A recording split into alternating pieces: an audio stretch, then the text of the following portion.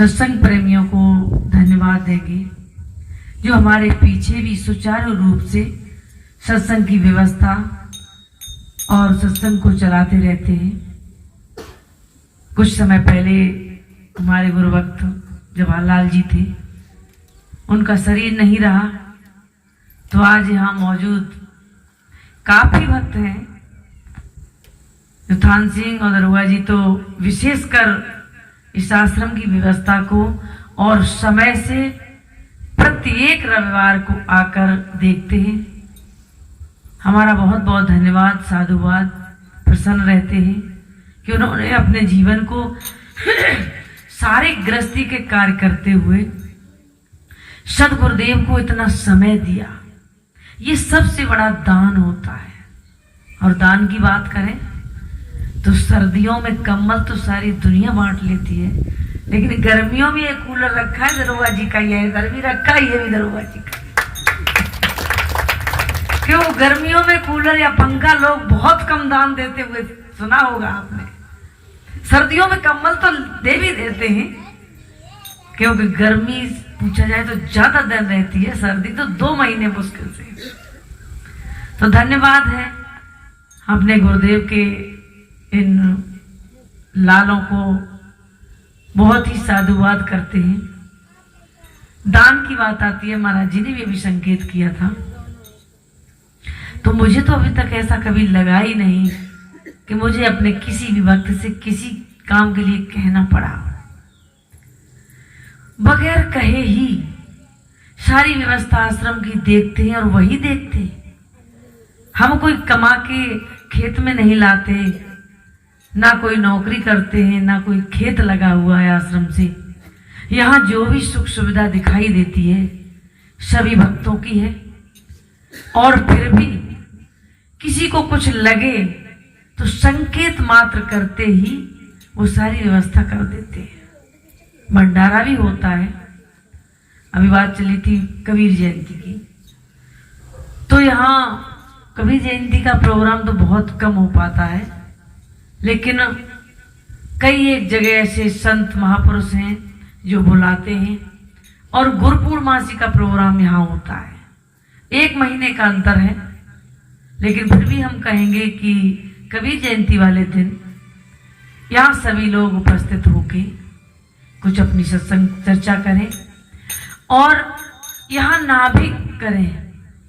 यदि यहाँ बैठे हुए 100 लोग हैं तो आज ऐसा संकल्प करें कि हम अपने जीवन में कम से कम 5 लोगों को तो कबीर धारा से जोड़ेंगे।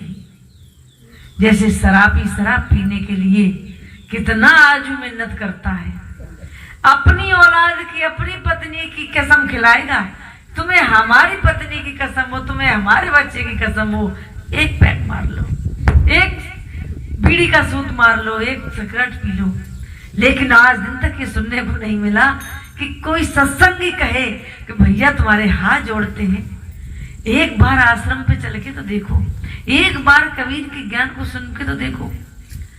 एक मुझे दिल्ली में एक भक्त मिला था, वो कह रहा था कि महाराज जी हम ज्यादा दान तो नहीं कर पाते, एक 3 व्हीलर चला के अपने परिवार का गुजारा करते, लेकिन हमने ये संकल्प लिया है, दिल्ली में 3 व्हीलर वाला अच्छा कमा लेता है, कि महीने में 1 दिन की 3 व्हीलर की कमाई 500 हो, 1000 हो, 800 हो, 700 हो, 1200 हो, 1500 हो, वो उठा के एक तरफ रख देते हैं और उससे हम अपने गुरु दरबार में लोगों को ले जाते हैं और ये कहते हैं कि आप भी एक बार मेरे साथ चलो, किराया हम खर्च करेंगे। और किराया खर्च करके हम अपने गुरु दरबार में ले जाते हैं और वहां पहली बार ले जाते हैं, उसको सत्संग, व्यवस्था, ज्ञान अच्छा लगे तो फिर वो अगली बार अपने आप आता है, वो हमें पूछता है भैया कब चल रहे, हम भी साथ चलेंगे। और नहीं भी अच्छा लगा तो कोई बात नहीं, कम से कम एक बार ले जाने का उसके दिमाग में, दिल में, अंतःकरण में वो संस्कार तो आपने भर दिया, सबसे बड़ा पुण्य का कार्य कर दिया। तो अपने जीवन की कमाई को बड़े सदुपयोग से बड़ी उचित जगह खर्च करो, दान भी दो। हम किसे दे रहे हैं, उसका कोई क्या सदुपयोग करेगा, क्या दुरुपयोग करेगा, ये चीज दिमाग में रख के करो। और आप किराया खर्च करके यदि किसी को गुरुदरबार तक ले आए, किसी भंडारा होता है उसमें आपने कुछ अपनी कमाई का अंश डाल दिया, हजारों लोगों में पड़ेगा, हजारों लोगों का पेट भरेगा। सत्संग और ये पुण्य के कार्य अपने जीवन में कुछ न कुछ करते रहना चाहिए। साधु संतों के लिए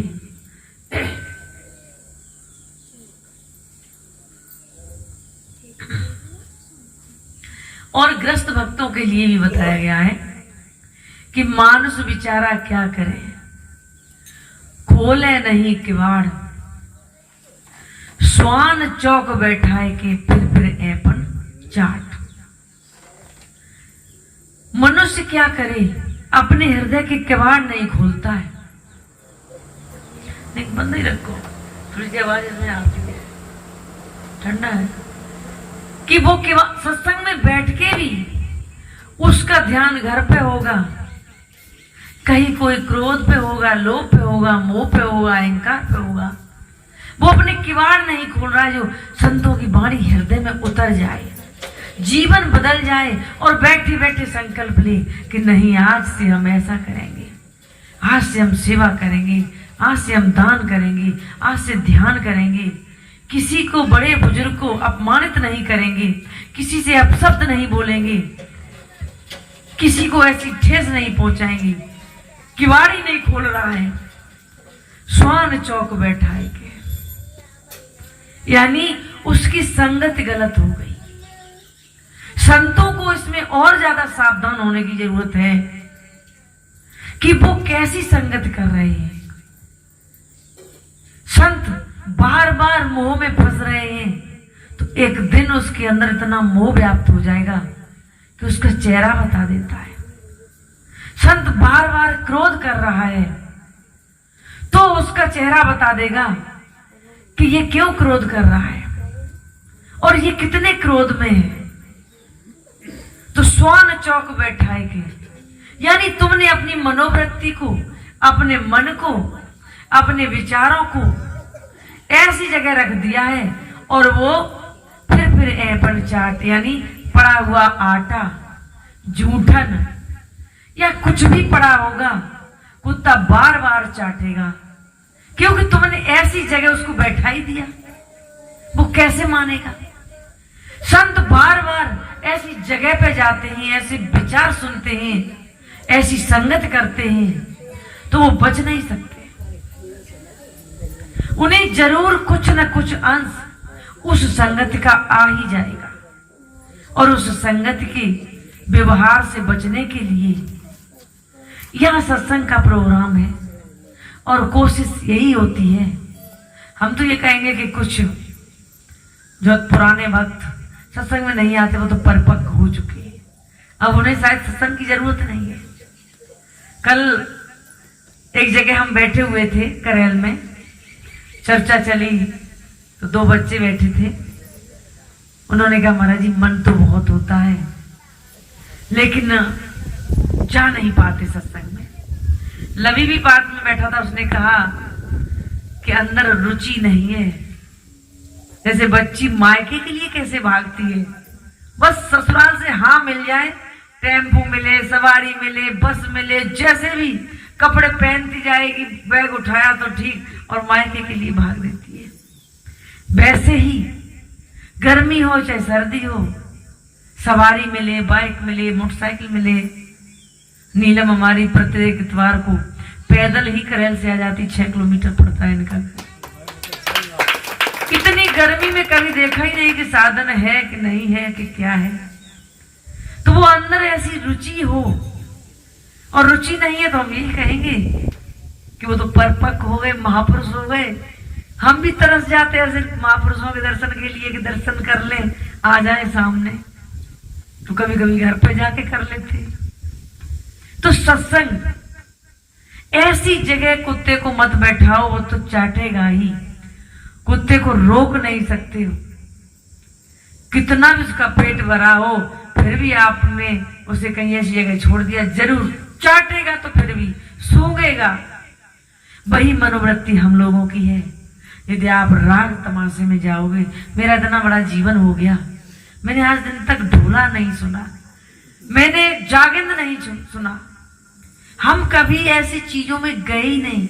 और 19 वर्ष की अवस्था में गुरुदेव मिल गए और उनका शर्त एक लिस्ट बना के दी, आज भी रखी है। उनमें सारे नियम 22 नियम लिखे थे कि इनका पूरी तरह साधु बने हो तो पालन करना, नहीं तो साफ कहते थे कि मुझे जरूरत नहीं है, घर पे रहो, ब्याह शादी करो, गोबर पातना, हमें जरूरत नहीं है। इन नियमों को पालन करना। कभी राग तमाशों में मत जाना, क्योंकि स्वान चौक बैठाए के बार बार कुछ न कुछ असर होगा ही। उस असर को बचाने के लिए मोह से, क्रोध से, लोभ से, अहंकार से तुम्हें सावधान रहने की जरूरत है। और साधु साधक वही है जो सावधान है, और वो सावधानी 24 घंटे की होनी चाहिए। क्योंकि तुलसी हुए शरीर की जय, रोक सके नहीं कोई। वासनाएं हमारे शरीर में भरी हुई है। तुलसीदास ने भी कहा है कि इंद्री द्वार झरोका नाना, ताता देव बैठे कर थाना, आवत देखे विषय व्यारी, खोल देत कपाट उहारी। एक एक इंद्री पे एक एक देवता बैठा है और अपनी अपनी वासनाओं को रसा स्वादन करने के लिए वो दरवाजा खोल देता है। आंख खुल जाती है, कान खुल जाते हैं, नाक खुल जाती है, स्वाद लेने के लिए जिह्वा खुल जाती है। तो वो रसा स्वादन अपनी अपनी इंद्रियां, 10 इंद्रियां लेती हैं। अब कोई सूरवीर हो जो उन इंद्रियों से परे उस आत्म दर्शन को करे, संतों को वाणी को हृदय में धारण करे और उस ज्ञान से अपने जीवन को चलाए और 24 घंटे सावधान रहे, ऐसा साधक ही हम ये कहेंगे सदगुरु श्यामल साहब का लाल हो सकता है। वरना गिनती में तो बहुत हो जाते हैं। तो आप सब लोग अच्छे साधक हो, अच्छे भक्त हो, और हम बहुत जानकारी इधर उधर से लेते रहते हैं। यहाँ संत भी आते रहते हैं। देखो महाराज जी सहयोगवश कल आश्रम पे आ गए हरियाणा से, तो 2 दिन रुके तो हरियाणा की कुछ न कुछ तो बात बताएंगे। वहाँ कैसे खाया जाता है, कैसे रहते हैं लोग, कैसे स्वस्थ हैं, क्या आदत है, क्या स्वभाव है। हर प्रदेश के लोग आते हैं। हर प्रदेश में 10-12 प्रदेशों में हमें जाना पड़ता है।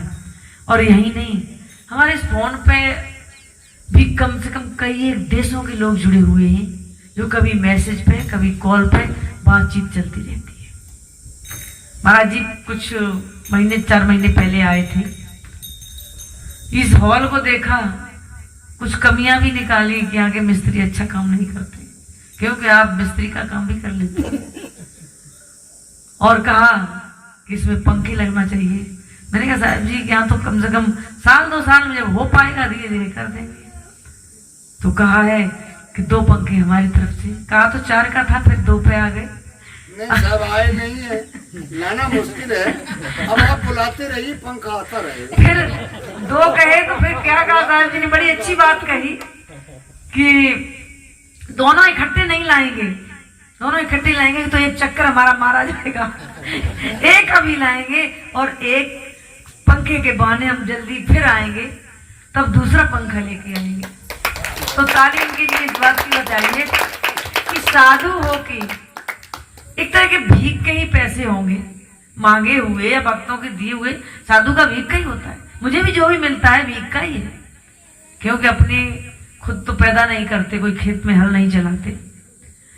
तो उनकी ऐसी श्रद्धा कि उन्होंने कहा कि आश्रम में यहाँ कितने लोग आते हैं, बैठते हैं, तो हमें अपने भीख के कहते गुरुजी, और कहते थे कि दान लो दरिया में डालो, और दान में से दान करें, तीनों लोग जीत ले। यानी जो अपने लिए मिला है, वास्तविक दान यही होता है। लेकिन आप लोग क्या सोचते हो कि खेत में 2.5 लाख का अनाज हो जाए तब तो महाराज जी को कुछ दे देंगे। सोच रहे कि भंडारे में 500 रुपए दे देंगे, यदि नहीं हुआ तो 1 रुपए भी नहीं, या दुकान में इतना लाभ हो जाए तो इतने दे देंगे, मुझे इतने लाख का फायदा हो जाए तो इतने दे देंगे। ऐसी विचारधारा छोड़कर जितना है तुम्हारे पास उसमें से ही कर दो जो तुम्हारी जेब में है। वो 2.5 लाख कब होंगे, कब दान करोगे, तब तक तुम होगे या नहीं होगे कोई गारंटी है? तो आप सभी को जो यहाँ व्यवस्था देखते हैं, सत्संग सुनते हैं, और सुनने और व्यवस्था और दान से भी जरूरी है, रुआ जी ने कहा था कि रहनी, हमें उस रहनी पे चलना है जो मेरे सदगुरु ने रास्ता दिया है। लेकिन जब क्रोध आता है तो गुरु का दिया हुआ ज्ञान हम भूल जाते हैं। जब मोह में फंसते हैं तो बड़े बड़े साधुओं को भी मैंने उस नरक का रास्ता नापते हुए देखा है। जब वो अपनी पत्नी के, अपनी बेटों के और अपने नाती पोतों के मोह में फंसते हैं, बार बार उनके सुख दुख को देखते हैं, तो वो अपना रास्ता बदल देते हैं। आपके यहाँ मैनपुरी के पास एक साधु थे, तो उनको 25-30 साल हो गई संत बने। उनका एक बेटा था और बहुत सैकड़ों की तादाद में उनके संत शिष्य हो गए थे, सोहम पंथी थे, और उनका बेटा खत्म हो गया। बहू थी, 2 बेटे 2 बेटियां, नाती पोता, और उनको इतना मोह व्याप्त हुआ कि सब आश्रम से सब कुछ छोड़ के और घर पे आके रहे। फिर अंतिम का सारा जीवन उन्होंने घर पे निकाला और वही काम किया। सानी लग रही है तो कोई बुरका लगा रहे हैं, भैंस दूह रहे हैं तो उसमें मक्खी मार रहे हैं, बच्चों को राय बता रहे हैं, कभी आ पड़ जाए तो कले लेके भी हार में जाते हैं। मतलब शरीर की क्षमता अनुसार पूरा वही काम करने लगे। सारे शिष्य छूट गए, सारा ज्ञान छूट गया। लोग कुछ पूछने कहने जाए कि अब कुछ याद नहीं है, लड़का मर गया, अब तो बस अब घर पे ही रहना। इतना इतना कहां तक मोह खींच के लाता है। तो पत्नी, बच्चे, लड़के, नाती, 25 साल तक जो साधु रहा, तभी तो कबीर साहब ने कहा है कि कबीरा गर्व न कीजिए, कभू न हंसिए कोई, अजहू नाव समुद्र में ना जाने क्या। और एक और बात लोग कहते हैं और सत्य है कि जीते जी साधु की तारीफ बहुत कम करते हैं, क्योंकि तारीफ करने वालों को ये भय रहता है कि सामने वाला साधु पता नहीं कब बिगड़ जाए, कब ये शादी कर ले और कब छोड़ी हुई पत्नी को पकड़ ले जाके, कब उन्हीं लड़कों बच्चों को गले लगा ले, कब साधुगिरी खुद की खुटी पे रख दे, और कब ये सत्संग छोड़ के उन्हीं बातों में रमण हो जाए। इसीलिए जीते जी तारीफ नहीं करते। जब मर जाता है फिर उसकी जो अच्छाई होती उनको लेके कहते हैं कि हाँ फलाना साधु ऐसा रहा, फलाने ने ऐसा किया, फलाने ने ऐसा किया, क्योंकि उन्हें ये भय रहता है। और ये कबीर साहब का ये साकी बिल्कुल सत्य दर्शाती है कि अजहू नाव समुद्र में, किनारे तक, मृत्यु के अंतिम समय तक साधक हो या साधु हो, ये न सोचे कि मैं तो परिपक्व हो गया, मैंने सब कुछ जीत लिया, मुझे पूर्ण ज्ञान हो गया, मैं पूर्ण वैरागी हो गया, मुझ पे कोई मोह, लोभ, मोह, अहंकार किसी का असर नहीं होगा। अजहू नाव समुद्र में, पता नहीं कब किधर की हवा चले और कब कहाँ जाके गोता लगाए और नाव उस पानी में डूब जाए। बोलिए श्री सतगुरुदेव की। अंत में एक भजन सुनाने के साथ अपनी वाणी को विराम देंगे। बजा सके तो बजाओ। कि गुरु मूरत मुख चंद्रमा, सेवक नैन चकोर, अष्ट पहर निरखत रहूं सगुरु चरणन की ओर।